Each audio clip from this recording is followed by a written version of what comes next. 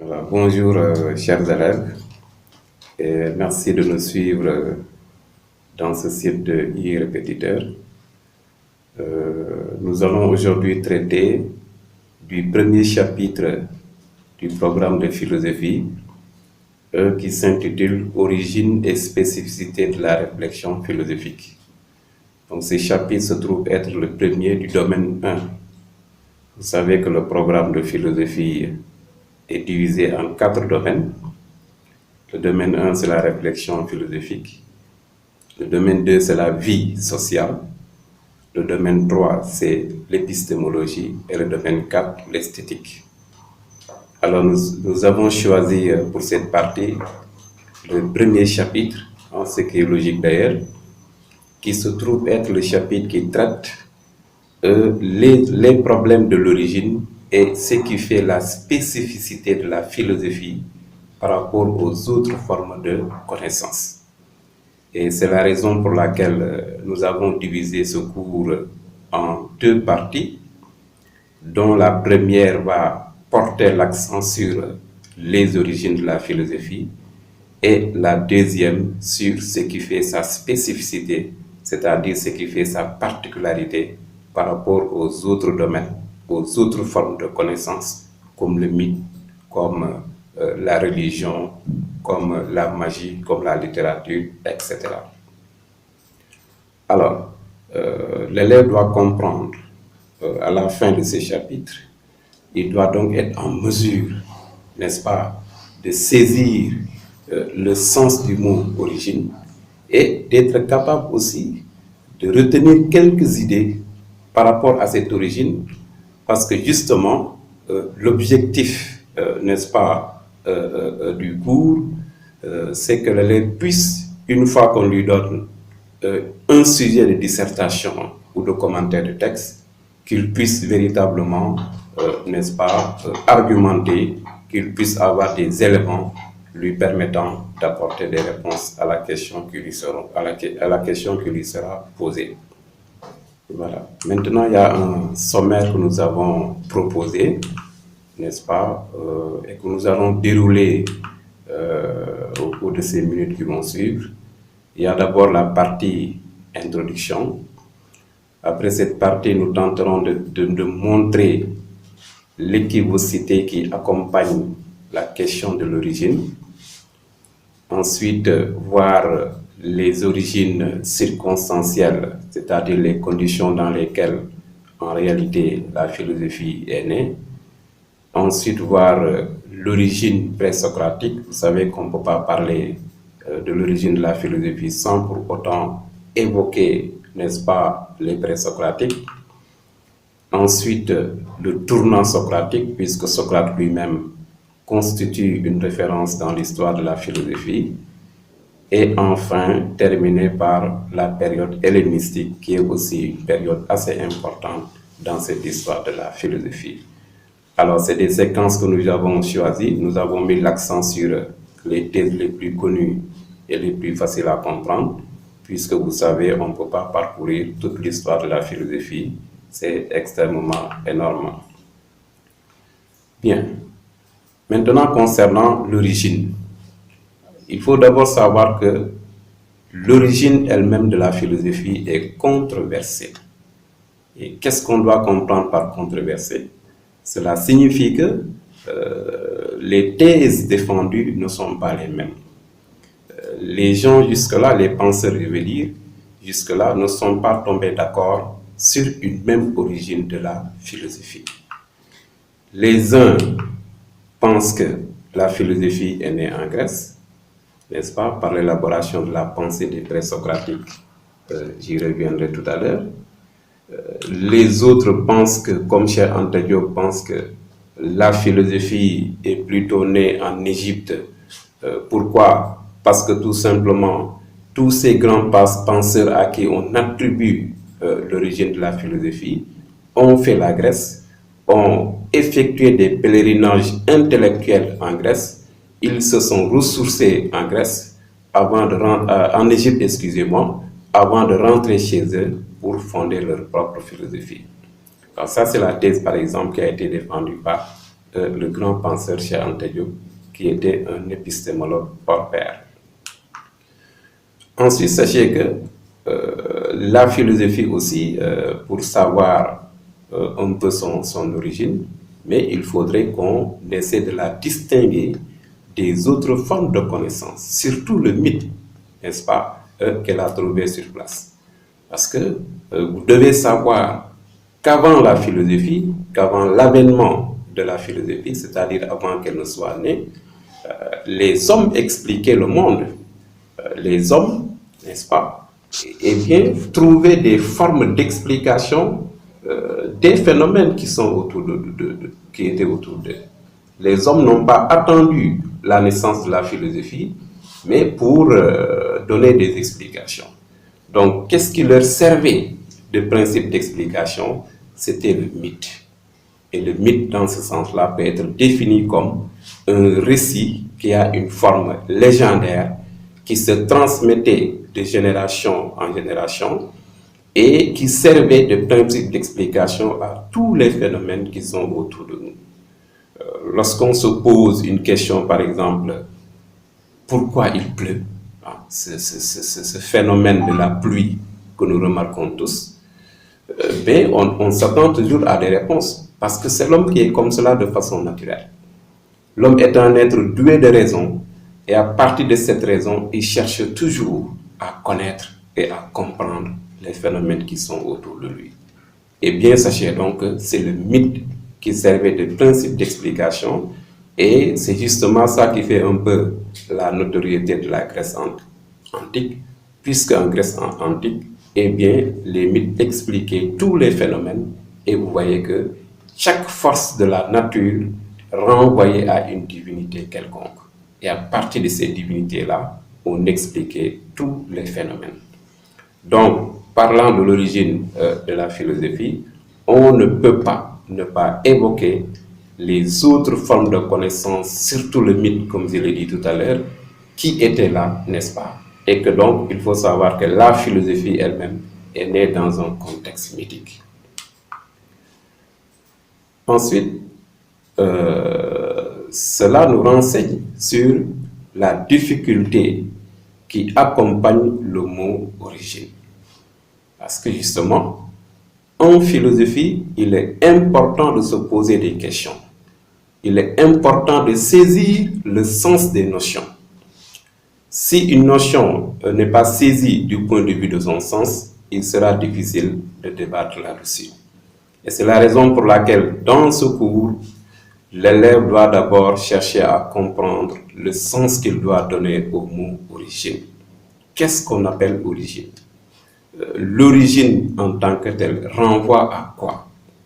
Et donc, dans ce cours-là, nous mettons tout d'abord l'accent sur ce phénomène-là. Et pour vous donner une référence, mais vous pouvez consulter l'œuvre de Jean-Pierre Vernant qui traite justement de l'origine de la philosophie. Il montre dans cet ouvrage-là que le mot origine, n'est-ce pas, peut être entendu de deux façons. L'origine en tant que lieu dans l'espace et l'origine en tant que concept. L'origine en tant qu'identité, c'est-à-dire une marque qui permet de distinguer cette connaissance qu'on appelle philosophie par rapport aux autres formes de connaissances qui ne sont pas de la philosophie. Et justement, quelle est la thèse la plus répandue par rapport à cette origine-là? C'est celle qui dit que voilà, la philosophie est née en Grèce au VIe siècle avant le Christ, avec l'élaboration de la pensée des présocratiques. Ça, nous retrouvons ici, donc, je veux dire, le lieu, n'est-ce pas, dans l'espace, et le moment dans le temps. Le lieu, la Grèce antique ou l'Égypte, le moment, 6e siècle, voire 7e siècle, donc avant que le Christ ne soit né. C'est pourquoi le mot origine ici, n'est-ce pas, quand on l'interprète, eh bien, on doit faire attention.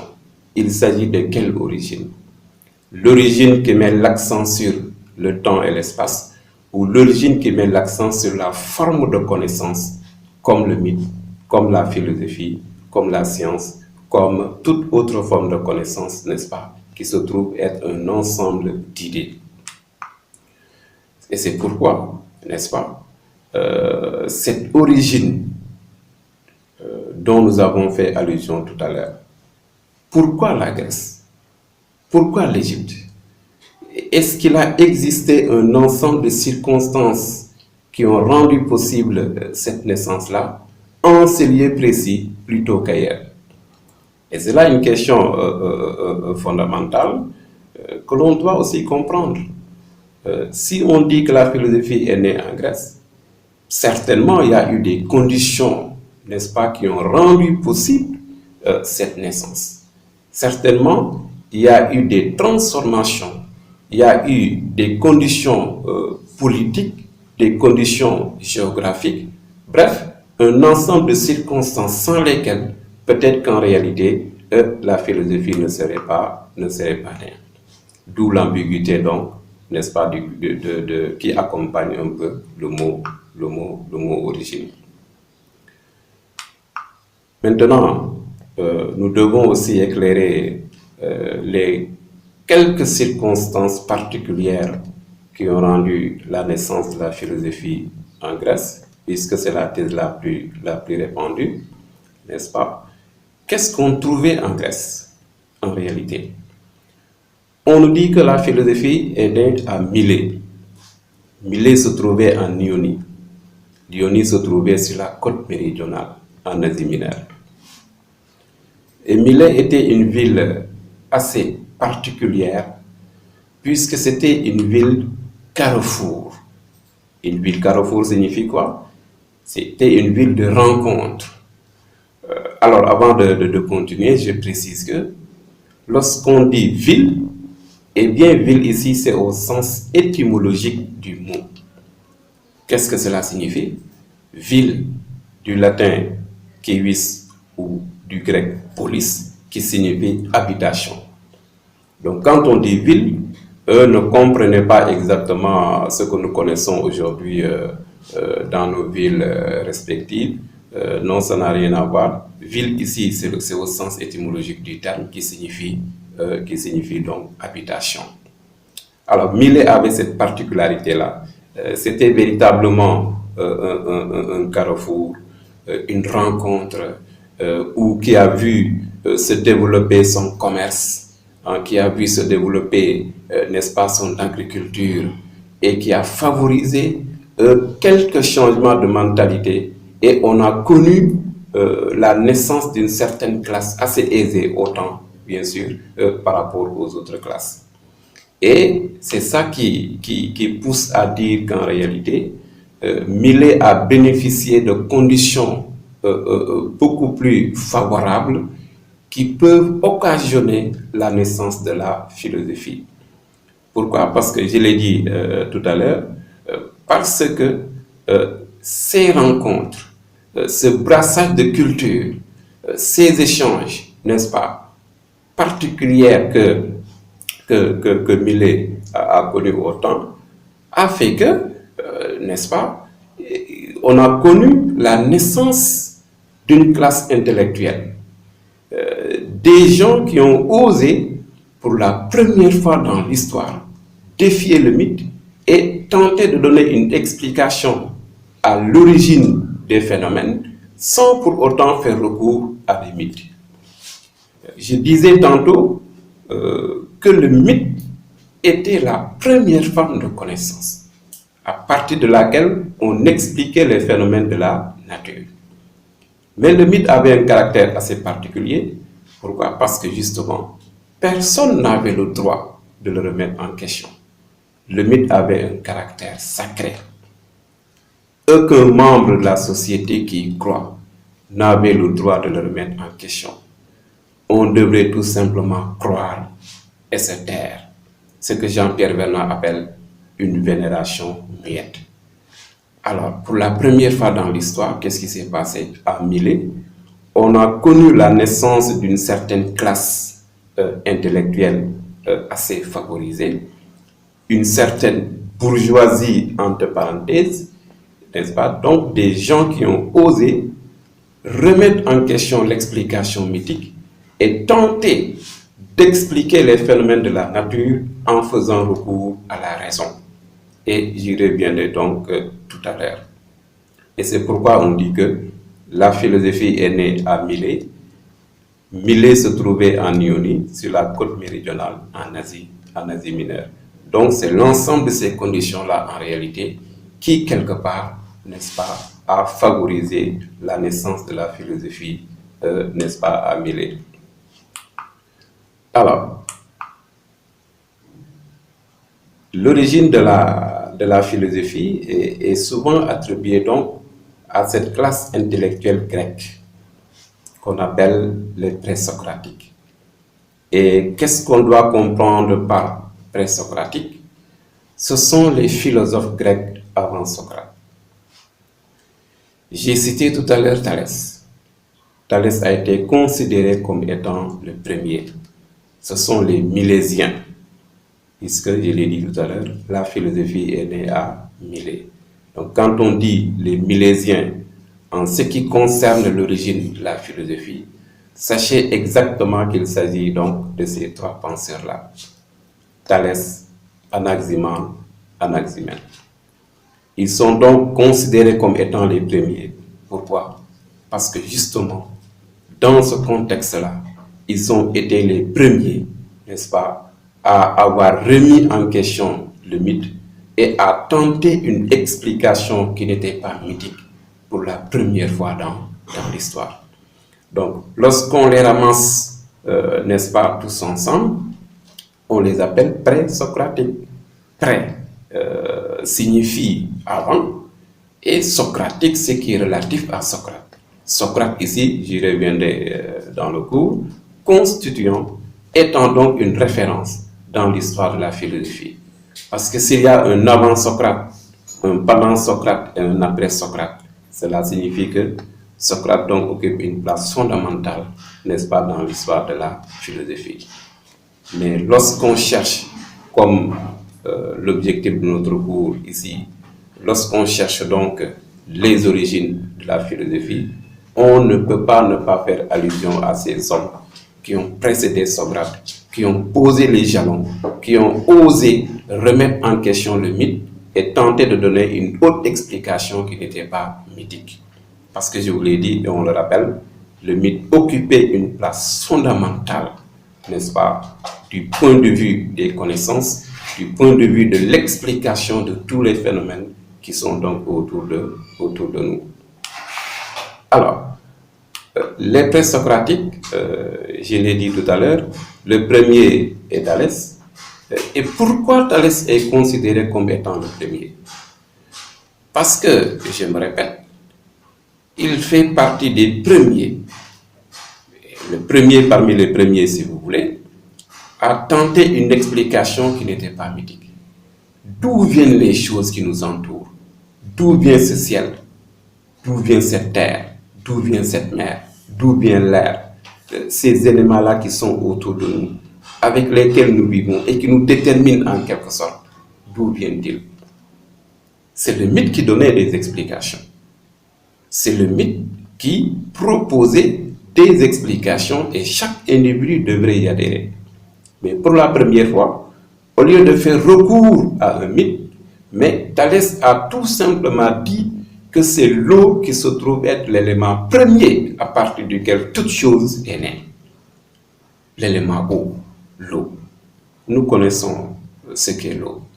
Je n'ai pas besoin de faire appel à une divinité quelconque, à une puissance surnaturelle pour connaître l'élément eau, parce que l'eau est une chose concrète, est un élément concret que je peux voir, que je peux toucher, que je peux chercher à connaître avec ma raison, sans pour autant faire appel à une puissance divine, telle que les choses se passaient dans le mythe.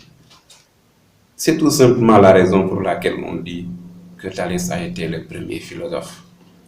Il n'y a rien d'extraordinaire dans ses propos, n'est-ce pas? Mais qu'est-ce que l'on note? C'est que la raison peut expliquer l'élément eau. Parce que, dit-il, le premier élément qui a existé, c'est l'eau. La terre est née à partir de la condensation de l'eau. L'air est né à partir de l'évaporation de l'eau, et que qu'est-ce qu'il remarque autour de nous? La vie n'est pas possible sans eau. La vie rend possible, l'eau rend possible la vie. Et que donc, qu'est-ce qui se passe par exemple autour de nous après les premières pluies? C'est des remarques comme cela, c'est des constats comme cela, n'est-ce pas, qui ont permis à Thalès de dire qu'en réalité, lorsqu'on veut reculer dans le temps et connaître un peu l'origine des choses qui nous entourent, eh bien, on aboutit tout simplement à un élément qu'on appelle l'eau. Et donc, l'eau ici occupant une place fondamentale. Et je le répète, il n'y a rien d'extraordinaire, n'est-ce pas, dans ce que Thalès a dit, mais cela permet au moins de poser un acte de connaissance rationnelle. Et c'est ça qui est important à retenir. C'est ça qui est fondamental et c'est ça qui fait de lui le premier philosophe. Parce qu'à partir de là, qu'est-ce qu'on va remarquer? On va remarquer que chaque présocratique à son tour va aussi tenter de donner une explication plus ou moins rationnelle des phénomènes naturels. Vous voyez donc ici que le mythe n'occupe plus la place qu'il occupait avant. Le mythe était au centre, mais dès lors que des hommes ont accepté d'expliquer les phénomènes sans pour autant faire à des divinités ou à des puissances surnaturelles, donc qui dépassent entièrement la capacité rationnelle, alors en ce moment on dit que la pensée rationnelle est née, et c'est cela qui est fondamental. Donc il y a eu, je vais donner quelques exemples parce qu'ils sont nombreux. Il y a eu Thalès, et à la suite de Thalès, il y a eu donc Anaximandre. Anaximandre qui à son tour, n'est-ce pas, va tout simplement dire que ce qui est à l'origine des choses, c'est l'apeiron, n'est-ce pas? L'apeiron en grec signifie l'infini, donc comprenez par là que l'univers forme un tout dans lequel chaque chose naît, vit, évolue et disparaît. Donc en quelque sorte ici, cet apeiron-là fait ou en tout cas favorise ou rend possible la naissance donc de toutes choses. À sa suite, il y a eu Anaximène qui, lui, va dire non, ce n'est ni l'eau ni l'apeiron, c'est plutôt l'air. Vous voyez. Ensuite, on peut donner l'exemple de Pythagore qui a aussi complètement révolutionné, n'est-ce pas, cette façon de penser en disant que non, lorsque nous cherchons à comprendre ou à connaître les phénomènes qui nous entourent, nous devons le faire avec un calcul mathématique. Parce que tout est mathématique. On doit tout calculer et tout mesurer. Et vous voyez, on n'a pas tort lorsqu'on dit quelque part que Pythagore et Thalès ont été, n'est-ce pas, les pères fondateurs des mathématiques grecques. C'est ça que donc Pythagore va dire que tout est calcul. Lorsque je veux comprendre ce qui fait la substantialité d'une chose, je dois plutôt passer par un calcul mathématique. Peut-être que je n'aurai pas le temps de vous donner des exemples pour aider un peu ma pensée, mais on peut le faire rapidement. Tout nombre pour les pythagoriciens a un sens. Le 2, disent-ils, symbolise le féminin. Le 3 symbolise le masculin. Donc, figurez-vous, lorsque vous additionnez 2 et 3, vous avez 5, n'est-ce pas? Et 5 ici symbolise le mariage puisque c'est l'union entre l'homme et la femme. Le chiffre 7, disent-ils, il est important parce que c'est renvoi, n'est-ce pas, aux 7 ouvertures de la tête. Alors, comprenez par là les oreilles, les 2 narines, la bouche, les yeux. Si vous comptez, donc ça fait 7. Donc 7 occupe une place fondamentale puisque la tête symbolise ici la capacité rationnelle de l'homme qui fait que l'homme se distingue de l'animal. Et donc si vous multipliez 7, n'est-ce pas, avec quelques chiffres, vous trouverez ici ce qui fait un peu la substantialité de l'homme. 2 fois 7, 14, par exemple. Les pythagoriciens disent que 14 c'est l'âge de la puberté. 3 fois 7, 21, ils disent que oui, voilà, ça c'est l'âge de la barbe. 4 fois 7, 28, voilà, ils disent que ça c'est le cycle menstruel de la femme, etc. Donc vous voyez que les chiffres, n'est-ce pas, vont correspondre à des choses importantes dans la vie de l'homme, ou en tout cas dans la vie de tous les jours.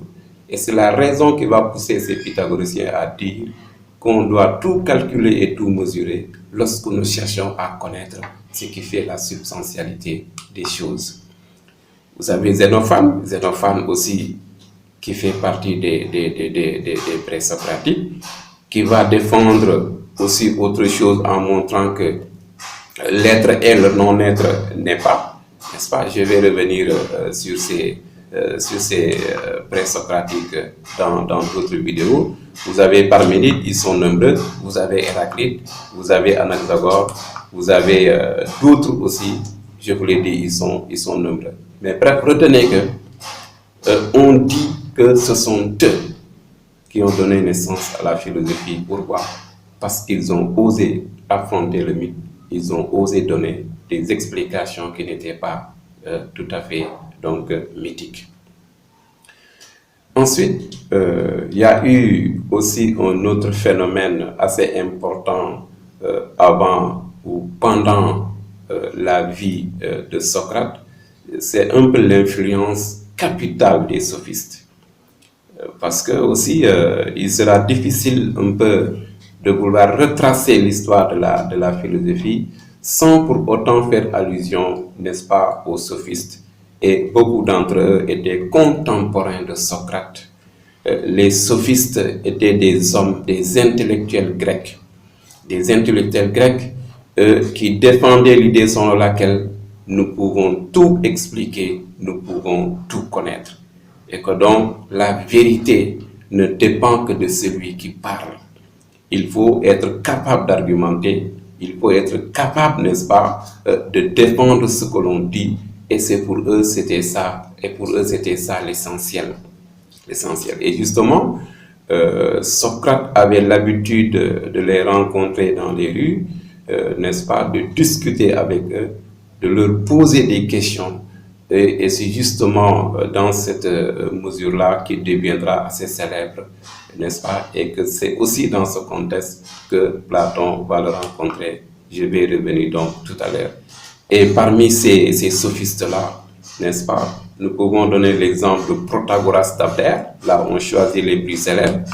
Nous pouvons donner l'exemple de Gorgias de Léontium.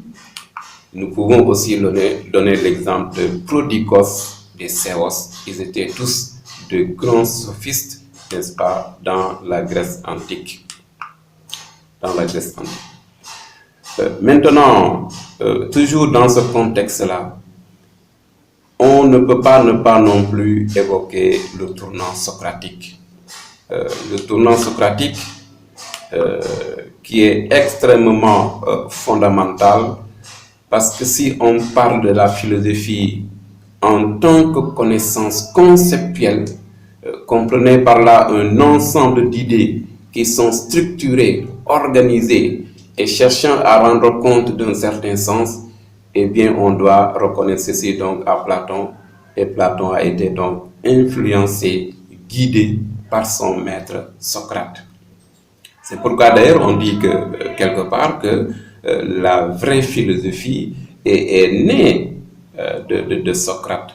Et c'est Platon qui va, n'est-ce pas, écrire, je vais revenir donc tout à l'heure, et qui rendra célèbre, bien sûr, Socrate, son maître, parce que Socrate lui-même n'a pas écrit. C'est pourquoi ce tournant-là est fondamental. Et je l'ai dit tout à l'heure, il y en a qui pensent d'ailleurs que la vraie philosophie est née à partir de là, à partir du moment où on a pu conceptualiser, on a pu organiser ces idées pour défendre un certain nombre de choses et révéler aussi un certain nombre de choses. Cette philosophie-là, en réalité, qui sera structurée, eh bien, sera née à partir donc de Platon. Je le répète donc, ce que l'élève doit comprendre ici, c'est que ce tournant-là est un tournant fondamental dans l'histoire de la philosophie. Alors, le premier parmi eux, c'est Socrate. Je vous l'ai dit tout à l'heure, Socrate est une référence dans l'histoire de la philosophie. Une référence pourquoi? Parce que justement, on considère qu'il y a eu une vague avant Socrate. Ce sont les présocratiques dont j'ai parlé tout à l'heure. Il y a eu un pendant Socrate, c'est Socrate avec ses disciples, et un des plus célèbres c'est Platon. Il y a eu Platon lui-même, n'est-ce pas, qui va fonder sa propre école, et il y a eu Aristote qui a été donc un disciple de Platon, et d'ailleurs on dit que c'était le plus célèbre donc le plus brillant des disciples de Platon. Donc voilà comment ils se sont succédés sous ce point de vue-là. Socrate, maître de Platon, et Platon, maître d'Aristote. Donc Socrate, Platon, Aristote. Alors qui était Socrate? Alors, on dit beaucoup de choses sur Socrate, n'est-ce pas? Quelquefois même, on reconnaît qu'en réalité, certaines choses ont été mythifiées. Mais retenez que Socrate a marqué Athènes. Il est né à Athènes, il a grandi à Athènes et il est mort à Athènes en 399 avant le Christ. Il était un homme simple, voilà, un homme qui s'habillait, dit-on, en haillons, qui aimait à traîner dans les rues et qui ne portait même pas de chaussures. Donc en réalité, à l'observer sans le connaître, on le prendrait tout de suite pour un fou. D'ailleurs, souvent on taquine les philosophes en se référant à Socrate pour dire que ce sont des fous, même si tel n'est pas exactement le cas. Donc Socrate aimait à fréquenter les places publiques, les agoras. C'est ça qu'on appelle agora en grec. Et il aimait ce qu'on appelle le questionnement. Il aimait à poser des questions, et souvent des questions pertinentes, en s'attendant à des réponses qu'on n'avait pas l'habitude d'entendre. Et, je vous l'ai dit tout à l'heure, la plupart de ces gens qu'il aimait à rencontrer et à débattre avec eux, c'étaient les sophistes grecs. Et d'ailleurs, c'est cette jalousie-là qui sera à l'origine de sa condamnation à mort en 399. Pourquoi? Parce que Socrate posait des questions pertinentes. Il mettait l'accent sur ce qui fait la valeur de l'homme. Il mettait l'accent sur l'éthique. Il mettait l'accent sur des questions fondamentales qui déterminaient en quelque sorte la vie de l'homme en société. Donc Socrate ne s'est pas occupé des questions qui étaient relatives à l'univers, d'où vient telle chose, d'où vient tel élément, ou quel est le premier élément qui est à l'origine de tous les autres. Donc en réalité, ces questions ne l'intéressaient pas. Les questions qui l'intéressaient étaient des questions de valeur, des questions d'éthique. Qu'est-ce que le bien? Qu'est-ce que le mal? Qu'est-ce que la vertu? Voilà les points sur lesquels il mettait l'accent, et il aimait à poser des questions. Et c'est pourquoi d'ailleurs, on dit qu'il se comparait à sa mère qui était sage-femme. Dit que, comme ma mère, je suis un accoucheur d'esprit. La seule différence, c'est qu'elle, elle accouche des hommes, des femmes, et moi, j'accouche des esprits. Et c'est quoi accoucher un esprit? C'est passer par les questions adéquates, les bonnes questions, et pousser l'individu lui-même à accéder à la connaissance, puisqu'il considérait que toute âme connaît déjà toutes choses. L'âme a vécu dans le monde intelligible. L'âme a eu une avant-vie avant de s'incarner dans un corps. Et dans ce monde-là, il connaissait toutes choses et dans la plus grande perfection. Par conséquent, nous avons tout simplement oublié. Maintenant, comment faire pour réaccéder à la connaissance? Il faut passer par les bonnes questions, et de question en question, lorsque l'individu fournit des efforts pour réaccéder à la connaissance, eh bien, il finit par y réaccéder. Et c'est ça qu'on appelle la maïeutique socratique. C'est l'art du questionnement. Je peux juste vous donner un exemple de dialogue de Platon. qu'on appelle le Ménon. Le Ménon, c'est ça le titre. Qu'est-ce qui se passe dans ce dialogue? Vous voyez, il y a Ménon qui vient, qui a quitté la Thessalie, sa ville natale, qui vient, qui rencontre Socrate. Il vient à Athènes, il rencontre Socrate. Et Socrate, étant un homme, je vous l'ai dit, qui aimait beaucoup les débats contradictoires, Ménon va lui poser une question. Il dit, mais Socrate, comment transmettons la vertu à l'individu? Comment l'individu acquiert-il la vertu? Et Socrate, comme par stratégie, au lieu de répondre à la question, Socrate lui retourne la question. Mais non, je ne peux pas répondre à ta question parce que je ne sais pas encore ce qu'est la vertu. Si je sais ce qu'est la vertu, je pourrais savoir comment elle se transmet à l'individu. Et c'est ainsi qu'il va pousser Ménon à apporter d'abord une réponse à la question « qu'est-ce que la vertu ?» n'est-ce pas, avant de savoir comment elle se transmet à l'individu. Et qu'est-ce qui va se passer? Ménon, en bon sophiste, va commencer par lui dire « Non, Socrate, tu sais, ça, ce n'est pas une question difficile pour moi. » Et il va commencer à donner une définition de la vertu. Il dit « Non, la vertu, c'est la capacité de l'individu à se défendre lui-même, à faire du bien à ses amis, du mal à ses ennemis, et en se préservant qu'on lui fasse du mal. » Socrate lui dit, mais non, tu ne m'as pas défini la vertu, tu m'as donné un exemple de vertu. Et justement, tout le problème que nous rencontrons dans les réflexions philosophiques mais repose sur ce point de vue-là. Parce que l'explication d'une notion ne doit pas tout de suite faire référence à son exemple. Donc, donner un exemple de vertu n'est pas exactement dire ce qu'est la vertu.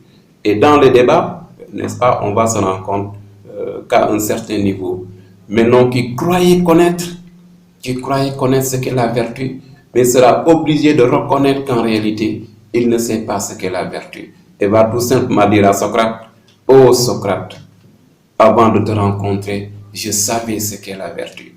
Mais après t'avoir rencontré, Socrate, je ne sais plus ce qu'est la vertu. Tu m'as engourdi de par tes questions. Tu m'as perturbé. Je ne sais plus exactement quoi répondre. » Vous voyez donc, c'est comme ça que Socrate traitait, n'est-ce pas, ses interlocuteurs. Il aimait donc à leur poser des questions et en leur montrant qu'en réalité, vous croyez connaître, mais que vous ne connaissez pas. Parce que croire savoir n'est pas du tout savoir. Et cette façon de traiter les choses avait frappé des intellectuels comme Platon et qui en réalité deviendront donc, n'est-ce pas, des disciples fidèles à ce maître penseur qu'on appelle Socrate. Donc, retenez qu'en réalité, avec Socrate, on parle de la maïeutique, de l'art du questionnement, de l'accoucheur d'esprit, c'est-à-dire c'est quelqu'un qui aimait à poser des questions et véritablement, la philosophie d'ailleurs sera définie de cette manière-là. Je vais y revenir, n'est-ce pas, dans les prochains cours.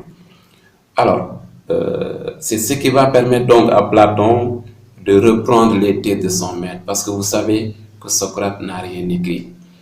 Socrate n'a pas laissé d'œuvre. Nous le connaissons grâce à Platon. C'est Platon qui a écrit, et Platon a écrit beaucoup de dialogues, 32 dialogues reconnus authentiques, et d'autres dialogues qui causent problème.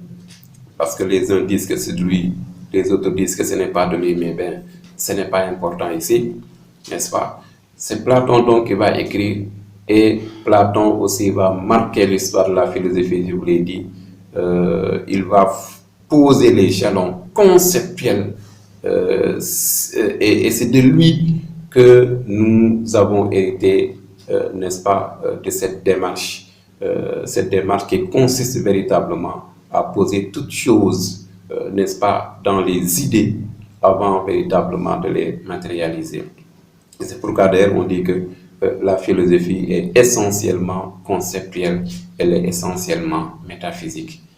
Alors Thalès a eu aussi un disciple qui avait des connaissances encyclopédiques et que donc toute la conception scientifique du temps, n'est-ce pas, jusqu'au XVIIe siècle après le Christ, va reposer sur sa pensée. C'est Aristote. On l'appelait d'ailleurs le maître de ceux qui savent, le maître des maîtres. Et au point que on pensait même que tout ce qu'Aristote disait était vrai, tellement il avait une pensée encyclopédique. Il a traité, n'est-ce pas, de beaucoup de sujets et qui aujourd'hui sont encore d'une pertinence extraordinaire. Et d'ailleurs, dès qu'on tente une histoire des sciences, on ne peut pas ne pas évoquer donc Aristote. Il y a aussi une autre période qui a marqué l'histoire de la philosophie, et nous, dans notre programme de philosophie, nous mettons aussi l'accent là-dessus. C'est la période qu'on appelle hellénistique. C'est cette période donc qui coïncide avec le règne et la mort d'Alexandre le Grand. Alexandre le Grand qui était fils de Philippe le Grand, roi de Macédoine. Il y a eu des philosophies qui se sont développées, n'est-ce pas, et qui sont devenues célèbres et qui ont aussi marqué, puisque nous mettons l'accent là-dessus, n'est-ce pas, l'histoire de la philosophie. Parmi ces doctrines philosophiques, généralement, nous choisissons deux, n'est-ce pas, c'est trois, c'est l'épicurisme ou la philosophie du jardin, c'est le stoïcisme ou la philosophie du portique, et enfin c'est le scepticisme. Alors, toutes ces trois doctrines philosophiques ont le même objectif. C'est atteindre ce qu'on appelle l'ataraxie de l'âme. L'ataraxie de l'âme signifiant une âme tranquille, une âme sereine, une âme sans trouble, quelles que soient les difficultés auxquelles nous sommes confrontés. Quelles que soient ces difficultés-là, comment faire pour les surmonter et rester serein? Pourquoi? Parce que cette période, la mort d'Alexandre le Grand a été marquée par une période assez trouble. Alexandre le Grand avait conquis beaucoup de territoires et avait fondé donc un grand empire, donc un empire extrêmement énorme, n'est-ce pas? Et partout où il passait, il leur imposait la culture grecque. Et donc, de ce point de vue-là, la Grèce, qui était une puissance au temps, sa culture a eu le temps de se répandre un peu partout, n'est-ce pas, dans ces localités-là. Mais à sa mort, les gens se sont disputés le pouvoir et on a connu des guerres, n'est-ce pas, très très difficiles. Et c'est dans ce contexte-là que des philosophies vont se développer. Des philosophies vont se développer pour proposer aux individus, pour proposer aux gens un mode de vie leur pouvant permettre de surmonter ses souffrances, ses difficultés et de rester soi-même. Ce qui est extrêmement important dans l'individu, la sérénité, le calme, l'équilibre de l'âme. D'ailleurs, j'ai l'habitude de dire aux candidats qu'à l'approche des examens, tous les professeurs, même les parents, et en tout cas tous les gens qui sont autour de nous, mais on a l'habitude donc de donner des conseils, des orientations pour que le jour de l'examen, mais vous ayez un esprit tranquille, que vous soyez serein. Parce que si cette sérénité vous manque, bien évidemment, vous ne pourrez pas faire grand chose. Il est toujours bon d'avoir la tête équilibrée, la tête entre les épaules. Qu'est-ce que cela signifie? Cela signifie avoir un esprit serein, un esprit tranquille, un esprit sans trouble. Parce que dans ces conditions-là, eh bien, l'individu travaille tranquillement. Alors, rapidement pour l'épicurisme, qu'est-ce que cela signifie? C'est une doctrine philosophique, comme le nom l'indique, qui a été créée, fondée par Épicure. Épicure avait un jardin, n'est-ce pas? Et c'est dans ce jardin-là qu'il accueillait tous ses disciples, ou en tout cas tous les gens qui étaient prêts véritablement à l'écouter. Et donc, qu'est-ce qu'il faut comprendre dans l'épicurisme? Eh bien, c'est une doctrine philosophique qui prône l'ataraxie de l'âme. Comment faire pour être tranquille? Pour les épicuriens, il faut tout simplement savoir distinguer les types de désirs. Puisque nous sommes des êtres de désir, nous ne pouvons pas atteindre toutes choses. Il y a des choses qui dépendent de nous, il y a aussi des choses qui ne dépendent pas de nous. Et que si l'individu se limite à satisfaire les désirs qui sont à la fois naturels et nécessaires, eh bien cela suffit largement pour qu'il puisse atteindre le bonheur. C'est pourquoi donc, nous devons distinguer 3 types de désirs. Les désirs qui sont à la fois naturels et nécessaires, c'est-à-dire dont on ne peut pas se passer. Par exemple, manger, boire, dormir. Je ne peux pas m'en passer. Pourquoi? Parce que c'est nécessaire. Ce qui est nécessaire, c'est ce qui ne peut pas ne pas être. C'est aussi naturel, cela signifie que nous naissons avec. Nous venons au monde avec. On ne peut pas s'en passer. Il y a les désirs qui sont quand même naturels, mais qui ne sont pas nécessaires. Naturel parce que je suis né comme cela, je viens avec au monde. Le fait d'avoir faim est naturel chez l'individu, n'est-ce pas? Mais pas nécessaire parce que je peux ne pas le faire. Manger un plat copieux, par exemple, manger est naturel, mais que le plat soit copieux ou pas, mais ceci n'est pas une nécessité. Si je me contente de mon lakri ou de mon kéré, eh bien je vais satisfaire ma faim. Et pour les épicuriens, c'est ça l'essentiel. Et enfin, il y a les désirs qui ne sont ni naturels ni nécessaires. Et pour les épicuriens, il faut même se méfier de ces désirs-là, puisque cela participe à ce qui détruit l'âme. C'est la richesse. Ça, c'est l'exemple qu'ils ont eux-mêmes donné. Donc, si je réussis à distinguer ces 3 désirs, alors là, qu'est-ce qui se passe? Eh bien, je me satisfais des désirs qui sont à la fois naturels et nécessaires. Si j'ai réussi à les satisfaire, eh bien, je vais atteindre l'ataraxie de mon âme. Je suis tranquille. Un peu d'eau, un peu de pain, un peu de paille, et nous sommes tranquilles. Ceci n'est pas loin de la conception des stoïciens. Les stoïciens aussi, ça c'est une autre doctrine philosophique qui va se développer, qui sera fondée par Zénon de Citium, n'est-ce pas? Ici, on précise Zénon de Citium puisqu'il y a un autre Zénon qui se trouve être un présocratique. Il ne faut pas non plus les confondre. Zénon de Citium. Et aussi pour les stoïciens. Mais l'individu, pour être heureux, pour être équilibré, pour atteindre donc l'ataraxie de son âme, il doit, n'est-ce pas, distinguer ce qui dépend de lui et ce qui ne dépend pas de lui. Ce qui dépend de moi, ce sont mes désirs. C'est ma volonté. C'est cela qui dépend de moi. Je peux modifier ma volonté. Je peux changer mes désirs. Mais ce qui dépend de la nature ne dépend pas de moi. Par conséquent, si je réussis véritablement à faire la différence entre ces 2 choses, je peux me contenter de ce qui dépend de moi. Maintenant, ce qui ne dépend pas de moi, comme le nom l'indique, ne dépend pas de moi. Par conséquent, je vais l'accepter volontiers. Pourquoi? Je vais tenter d'entrer en harmonie avec ce qui ne dépend pas de moi, puisque ce qui ne dépend pas de moi m'est supérieur.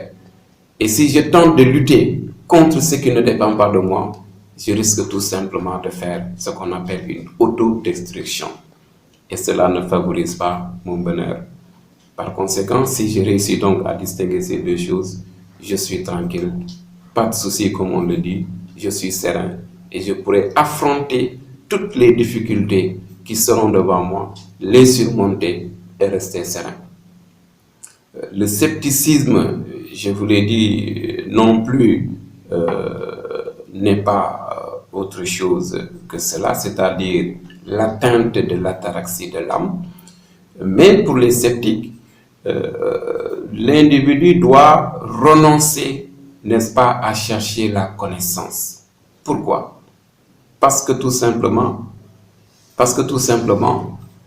n'est-ce pas, on sait d'habitude, on sait par avance que on ne peut pas connaître. Toutes les opinions peuvent être relativisées. L'homme ne peut pas accéder à la connaissance absolue des choses. Par conséquent, pourquoi se fatiguer à chercher? optons pour l'ignorance et c'est dans l'ignorance que nous serons plus ou moins tranquilles. Par conséquent, c'est ce qu'on appelle dans cette doctrine la mise en époque, la suspension du jugement. Pourquoi? Parce que dès le départ, nous savons que nous ne pouvons pas connaître. Pourquoi? Parce que toute opinion peut être remise en question et de ce point de vue-là, nous aurons des impasses et véritablement, on ne pourra jamais s'en sortir. Voilà, chers élèves, ce que je voulais éclaircir par rapport à cette première partie, n'est-ce pas, de ce chapitre-là. Si vous avez des questions, vous pouvez les poser. Chacun connaît un peu sa préoccupation personnelle et nous serons prêts à revenir sur ces questions-là, tenter d'apporter des réponses correctes, n'est-ce pas, et complètes. Voilà, merci beaucoup. Et la prochaine fois, nous allons aborder la question de la spécificité de la philosophie. Qu'est-ce qui maintenant différencie la philosophie des autres formes de connaissances après avoir évoqué la question de l'origine. Et retenez donc pour synthétiser que généralement la thèse la plus répandue, donc la plus connue, c'est celle qui dit que la philosophie est née en Grèce au VIe siècle avant le Christ avec l'élaboration de la pensée des présocratiques. Maintenant, qu'est-ce qu'elle est? Comment elle fonctionne? Qu'est-ce qui fait sa différence avec les autres formes de connaissances comme le mythe, comme la religion, comme l'art, comme la littérature, comme la magie? Eh bien, dans le prochain cours, nous reviendrons sur tous ces détails. Merci beaucoup.